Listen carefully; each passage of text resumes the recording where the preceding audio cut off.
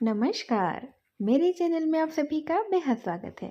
आज मैं आप सबके लिए लेकर आई हूँ दान का महत्व और उसका हमारे जीवन पर क्या प्रभाव पड़ता है से संबंधित वीडियो। इस वीडियो को अंत तक जरूर सुनिएगा ताकि आप भी जान सकें कि दान का कितना महत्व है और उसका आपके जीवन पर कितना ज़्यादा असर पड़ता है। मेरे इस चैनल को लाइक और सब्सक्राइब ज़रूर कर दीजिए। तो चलिए आइए शुरू करते हैं। भगवान बुद्ध अपने शिष्यों को दान का महत्व समझाते हुए बोलते हैं, दान के साथ मन का होना भी बेहद आवश्यक है। ऐसा कहते हुए बुद्ध ने उन्हें एक कथा सुनाई कि किसी नगर में गंगा के किनारे बैठकर एक भिखारी भीख मांगा करता था।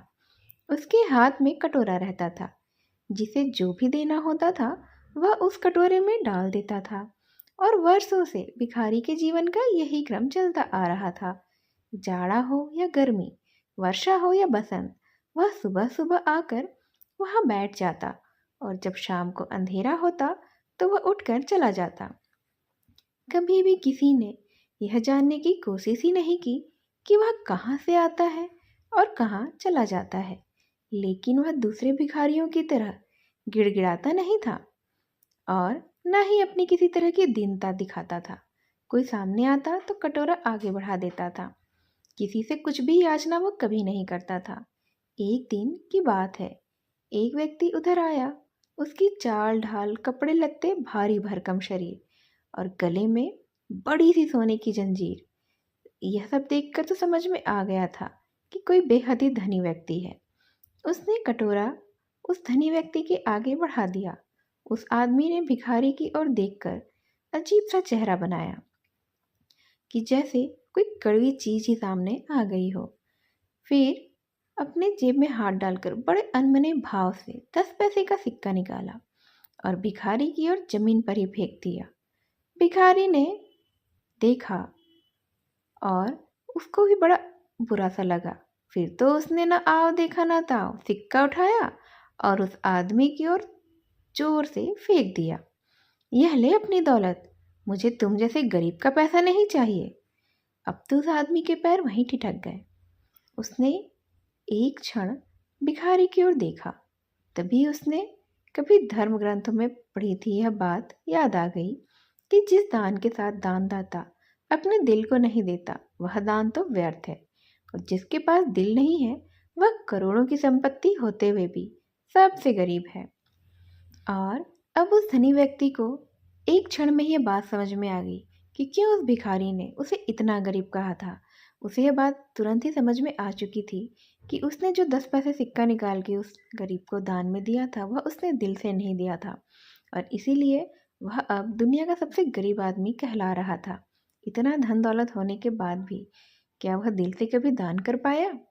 क्या उसका दान का असर उसके जीवन पर इस तरह से पड़ा कि आज तक उसने जो भी दान दिया उसका फल ही उसे नहीं मिल पाया?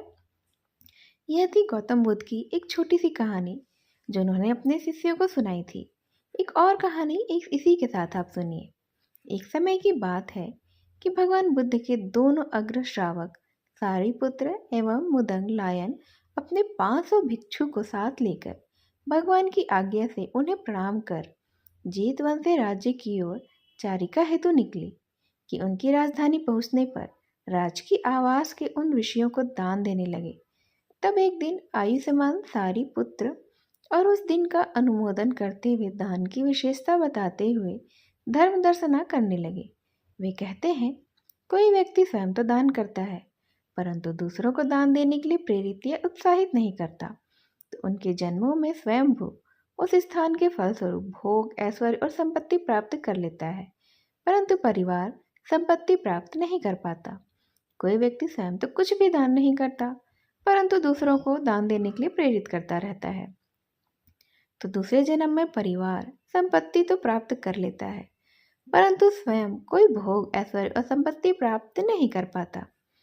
और कोई स्वयं भी दान करता है और न दूसरों को प्रेरित करता है, वह दूसरे जन्म में ना तो परिवार संपत्ति प्राप्त कर पाता है, ना ही स्वयं ऐश्वर्य या भोग ऐश्वर्य की बात कर पाता है, क्योंकि उसने कभी स्वयं ही दान नहीं किया था और ना ही कभी दूसरों को प्रेरित किया था।